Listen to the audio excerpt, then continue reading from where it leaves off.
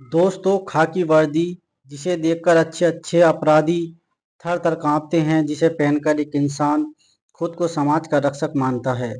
अगर वही खाकी वर्दी एक दिन अचानक गायब हो जाए और फिर कई दिनों बाद किसी नदी के किनारे एक बेजान देह रूप में मिले, तो आप क्या कहेंगे?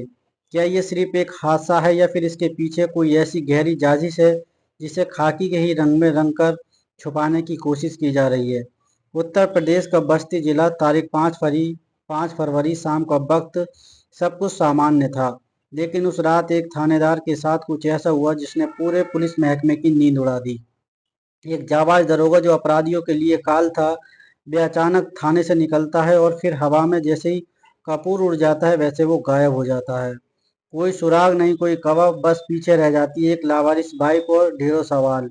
लेकिन कहानी यहाँ खत्म नहीं होती है, कहानी तो अब शुरू होती है। जब 5 दिन बाद उस दरोगा का पार्थिव शरीर मिलता है, और वह भी कहाँ, उस जगह 50 किलोमीटर दूर एक दूसरे जिले में एक दूसरी नदी। और जब उस दरोगा का भाई, जो खुद एक बड़ा प्रशासनिक अधिकारी यानी एसडीएम है, अपने भाई की इस अवस्था को देखता है, तो वह अपना ओहदा भूल जाता है, अपनी पावर भूल जाता है। वह फूट फूट कर रोने लगता है। वह चीख चीख कर पुलिस सिस्टम पर ऐसे सवाल उठाता है जिसे सुनकर वह मौजूद हर शख्स कलेजा कांप उठता है। आखिर क्या था उस रात दरोगा अजय गौड़ के साथ? कैसे उनकी बाइक एक नदी के किनारे मिली और उनका शरीर दूसरी नदी में? क्या पुलिस विभाग नहीं अपने एक साथी की इसी दुखद अंत का तमाशा देख रही थी? क्यों एसडीएम को सड़क पर उतरकर धरने पर बैठना पड़ा? आज की इस कहानी में हम उस गहरे राज से पर्दा उठाएंगे जिसे सुनने के बाद आपके पैरों तले जमीन खिसक जाएगी। ये कहानी शुरू होती है उत्तर प्रदेश के बस्ती जिले से। यहाँ के परशुरामपुर थाने में तैनात थे सब इंस्पेक्टर अजय कुमार। अजय कुमार मूल रूप से देवरिया के रहने वाले थे, स्वभाव से सख्त लेकिन दिल से उतने ही साफ। पुलिस विभाग में उनकी छवि एक ईमानदार और तेज तर्रा अफसर की थी। थाने की जिम्मेदारियां संभालना, गश्त लगाना और अपराधियों पर नकेल कसना, यही उनकी दिनचर्या थी। घर में पत्नी रंजीता और 2 बच्चे थे। अपनी छोटी सी दुनिया में खुश थे। अजय का एक छोटा भाई भी था, अरुण कुमार, जो कोई आम आदमी नहीं बल्कि झांसी में एसडीएम के पद पर तैनात थे। यानी दोनों भाई रसूखदार पदों पर थे। एक कानून व्यवस्था संभालता था तो दूसरा प्रशासन। लेकिन वक्त का पहिया कब घूम जाए ये कोई नहीं जानता था। तारीख थी 5 फरवरी साल 2024 के उजाले। सब कुछ ठीक ठाक। अजय अपनी ड्यूटी पर तैनात थे। शाम ढलते ही करीब 7 बजे के आसपास अजय थाने से निकलते हैं। बताया जाता है कि उस वक्त उनके साथ कोई और भी था या शायद वे अकेले थे। इस पर अभी रहस्य गहराया हुआ है। उन्होंने अपनी पत्नी रंजीता को फोन किया, एक सामान्य बातचीत की, जैसे हर पति पत्नी के बीच होती है। रंजीता को जरा भी अंदाजा नहीं था कि उनके पति की आवाज ये आखिरी आवाज सुन रही है। उस फोन कॉल के कुछ ही देर बाद अजय का फोन स्विच ऑफ हो गया। पहले तो रंजीता को लगा कि शायद बैटरी खत्म हो गई होगी, नेटवर्क की समस्या हो गई होगी। पुलिस की नौकरी है, अक्सर ऐसा ही होता है, नेटवर्क नहीं आता है। रंजीता ने इंतजार किया। 1 घंटा बीता, 2 घंटे बीत गए, लेकिन रात बीत गई, लेकिन अजय का फोन नहीं आया। सुबह होते होते रंजीता की बेचैनी घबराहट में बदल गई। उन्होंने दोबारा नंबर मिलाया, लेकिन वह नंबर पहुंच से बाहर। रंजीता का दिल किसी अनहोनी का आशंका से बैठने लगा। वो फौरन परशुरामपुर थाने पहुंची। वहां जाकर उन्होंने अपने पति के बारे में पूछा। थाने के सिपाही और दूसरे दरोगा ने जो जवाब दिया वो हैरान कर देने वाला था। किसी को ठीक से पता नहीं था कि उनके इंचार्ज साहब कहाँ गए। रंजीता थाने में हंगामा किया, अफसरों से गुहार लगाई, तब जाकर पुलिस हरकत में आई। गुमशुदा की रिपोर्ट दर्ज की, लेकिन जो शुरुआती 18 घंटे के बाद शायद अजय की जिंदगी और मौत के बीच का फैसला तय कर चुके थे।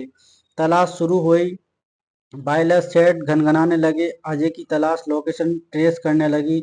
और फिर अगले दिन पुलिस को एक बड़ी कामयाबी मिली, यूं कहें कि एक बुरी खबर। पहली दस्तक मिली बस्ती शहर के पास एक सदर कोतवाली क्षेत्र के अमट घाट नाम की एक जगह, जहां से कुवानो नदी गुजरती है। पुलिस को खबर मिली कि अमहट घाट के पास पुलिस चौकी से कुछ ही दूरी पर एक पल्सर बाइक लावारिस हालात में पड़ी है। जब पुलिस वहां पर पहुंची और बाइक की नंबर प्लेट चेक की तो सबके होश उड़ गए। ये बाइक किसी और की नहीं बल्कि लापता दरोगा अजय की थी। बाइक खड़ी थी, स्टैंड पर लगी हुई थी। चाबी शायद वहीं थी या नहीं, ये जांच का विषय था। लेकिन बाइक के अंदर से अजय का कुछ पर्सनल सामान बरामद हुआ। पुलिस ने तुरंत इस इलाके को सील कर दिया। अब सवाल ये था कि अगर बाइक यहाँ है तो अजय कहाँ है? क्या उन्होंने नदी की गहराइयों में समाकर अपनी जीवन लीला को विराम दे दिया कि ये स्वयं उठाया गया एक खौफनाक कदम था, या फिर किसी ने नुकसान पहुंचाकर नदी के हवाले कर दिया? पुलिस ने तुरंत गोताखोरों को बुलाया, गुवानो नदी के चुप्पे चप्पे को छानवाया गया, जाल फेंके गए, नावों से पेट्रोलिंग हुई, घंटों तक सर्च ऑपरेशन चलाया। अजय की पति रंजीत और उनके बच्चे घाट पर खड़े होकर और नदी के देखते रहे, उनकी उम्मीद की शायद कोई खबर आए। रंजीता का रो रो कर बुरा हाल था, वो बार बार पुलिस वालों के हाथ जोड़ रही थी, मेरे सांप को ढूंढ दीजिए, लेकिन नदी खामोश थी, कानो नदी कोई राज नहीं उगला। अजय वहां नहीं थे, पुलिस के हाथ खाली थे, सीसीटीवी फुटेज खंगाले गए। जांच में एक धुंधली सी तस्वीर सामने आई। ये फुटेज में अजय अपनी बाइक पर जाते हुए दिख रहे थे और उनके पीछे एक शख्स बैठा था। ये शख्स कोई पुलिस वाला नहीं बल्कि थाने का एक ऐसा फ्लैश बताया जा रहा है। ये एक बड़ा सुराग था। पुलिस ने उस फ्लोर को हिरासत में लिया, पूछताछ की। यह अभी साफ नहीं था, लेकिन शक की सूंद उस पर घूम चुकी थी।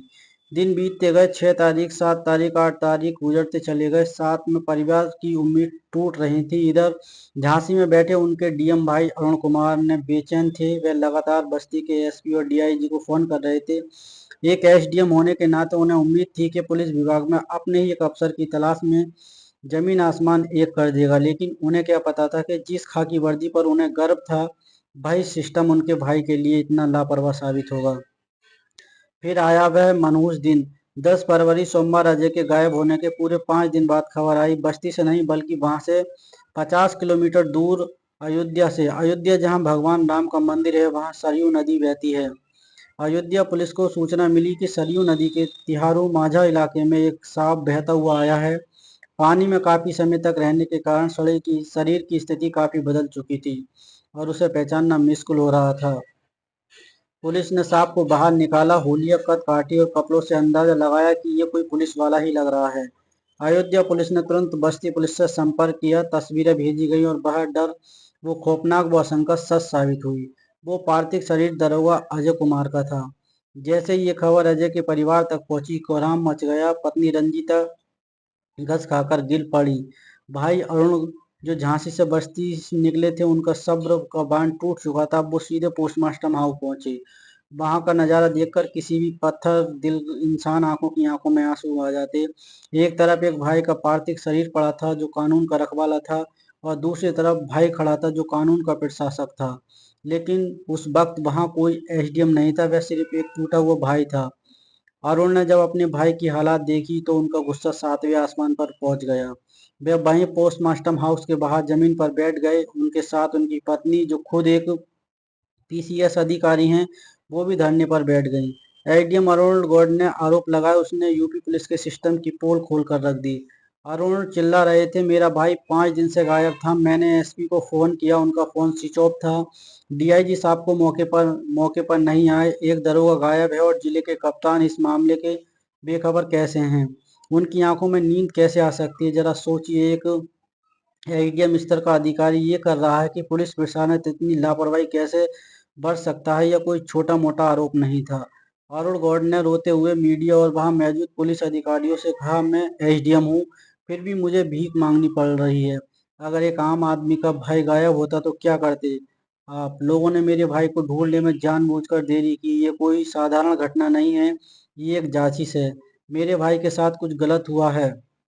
वह मौजूद पुलिस अधिकारी, एडिशनल एसपी, सीओ उन्हें समझाने की कोशिश कर रहे थे कि एक अधिकारी ने कहा, सर हम आपके साथ हैं, हम भी दुखी हैं, आप हाथ मत जोड़िए। लेकिन अरुण गौड़ सुनने को तैयार नहीं थे। उन्होंने कहा, जब मैं आया था तो आप लोग मुझे देखकर भाग रहे थे। मेरे भाई का शव मिलने के बाद भी एसपी और डीआईजी उसे देखने तक नहीं आए। क्या इतनी ही औकात है एक दरोगा की? आपकी नजरों में इस धरने ने प्रशासन को हड़कंप मच गई। डीएम बस्ती खुद मौके पर पहुंचे। उन्होंने अरुण को गले लगाया, उन्हें शांत करने की कोशिश की, लेकिन अरुण गौड़ एक ही सवाल था, आखिर मेरा भाई अमघाट से 50 किलोमीटर दूर अयोध्या कैसे पहुंचा? ये इस केस का सबसे बड़ा और गहरा रहस्य है। ध्यान से सुनिए, ये बात आपको भी सोचने पर मजबूर कर देगी।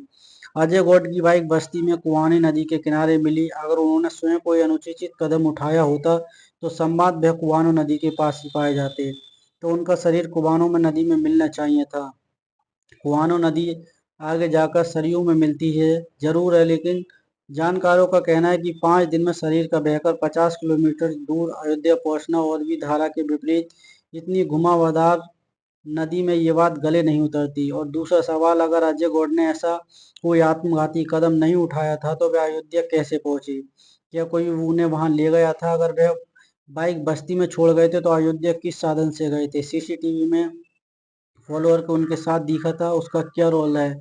मृतक दरोगा की पत्नी रंजीता ने एक और खौफनाक खुलासा किया। उन्होंने बताया कि अजय गोट को जान का खतरा था, धमकियां मिल रही थी। दरअसल जब अजय दुवलिया थाने में तैनात थे, जब पुलिस कस्टडी में एक युवक छूट कर भागा था और बाद में उसकी संगीन परिस्थिति में मृत्यु हो गई थी। इस युवक के परिजनों ने अजय गोट पर आरोप लगाया था और धमकी दी थी कि तुम्हें इसका भारी खामियाजा भुगतना पड़ेगा, हम तुम्हें छोड़ेंगे नहीं। रंजीता का कहना है कि कोई इत्तेफाक नहीं है, ये एक सोची समझी जांचिस है। उन लोगों ने ही मौके पाकर अजय का अपहरण किया और इस घटना को अंजाम दिया। रंजीता ने ये सवाल आरोप लगाया कि जिस फॉलो के साथ अजय आखिरी बार देखे थे उसकी कॉल डिटेल पुलिस ने गायब कर दी। उन्होंने कहा कि हे उस फॉलोअर पर शक है, लेकिन पुलिस को उसे बचा रही है। पुलिस जानबूझकर उसे स्वयं द्वारा उठाया गया कदम बताना चाहती है ताकि विभाग की बदनामी ना हो। पोस्टमास्टम हाउस के बाहर का ड्रामा घंटों चला। एसडीएम अरुण गौड़ ने साफ कह दिया कि जब तक हत्या का मुकदमा दर्ज नहीं होगा, जब तक दोषी पुलिस वालों पर कार्रवाई नहीं होगी, वे अपने भाई का अंतिम संस्कार नहीं करेंगे। वह मांग कर रहे थे जिस केस की सीबीआई जांच होनी चाहिए। एक एसडीएम का अपना ही सरकार की पुलिस पर इतना अविश्वास ये बताता है कि दाल में कुछ काला नहीं बल्कि पूरी दाल काली है। पुलिस के अलावा अधिकारियों के पसीने छूट रहे थे। आखिरकार भारी दबाव के बाद पुलिस ने आश्वासन दिया कि वह हर एंगल से जांच करेगी। डीआईजी ने कहा कि परिजनों की तहरीर पर मुकदमा लिखा जाएगा। उन्होंने ये भी माना है कि बाइक का एक जगह मिलना और शरीर का दूसरी जगह मिलना ये एक बड़ा सवाल है। पुलिस अब उस थ्योरी पर काम कर रही है कि क्या अजय गौड़ के साथ कहीं और वारदात हुई या फिर सबूत मिटाने के लिए उन्हें सरयू में ले जाया गया, फिर उन्हें किडनैप करके अयोध्या ले जाया गया। वो आखिरी कॉल कैसे थी, उनका फोन कब तक कहाँ है, वह पानी में गिर गया या कातिलों के पास है? अजय गौड़ के भाई अरुण ने एक बहुत भावुक बात कही। मैं एक एसडीएम हूँ, मैं प्रशासन का हिस्सा हूँ। मैंने अपने डीएम को बताया जो भी रो पड़े, लेकिन यहाँ पर एसपी, यहाँ का कप्तान संवेदनहीन है। मेरे भाई की मौत सिर्फ मौत नहीं है, इस वर्दी पर लगा वो दाग है जिसे मिटाना आसान नहीं होगा। दोस्तों, ये घटना सिर्फ एक दरोगा के चले जाने की कहानी नहीं, ये कहानी उस भरोसे की जो टूट चुका है। जब एक पुलिस वाले का परिवार ही पुलिस से न्याय की भीख मांग रहा हो, जब एक एसडीएम को ही सड़क पर बैठकर रोना पड़े, तो आम जनता की सुरक्षा का दावा कितना खोखला है। क्या आप समझ सकते हैं कि पोस्टमार्टम रिपोर्ट का इंतजार है, बिना सुरक्षित रख लिया गया है?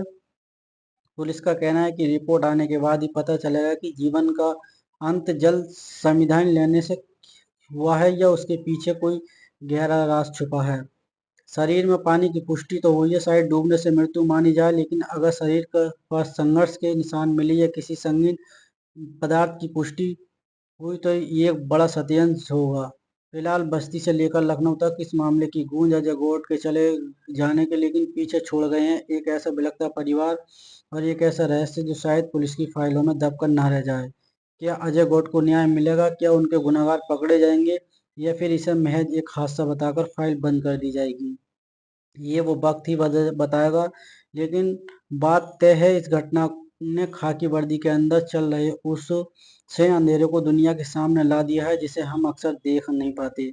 एक भाई की चीख, एक पत्नी का विलाप और दो अनाथ बच्चों के आंसू आज सिस्टम से सवाल कर रहे हैं। दोस्तों, इस पूरे मामले पर आपकी क्या राय है? क्या आपको लगता है कि एक दरोगा 50 किलोमीटर दूर जाकर अपनी बाइक छोड़कर ऐसा कदम उठा सकता है, या फिर ये एक सोची समझी साजिश है?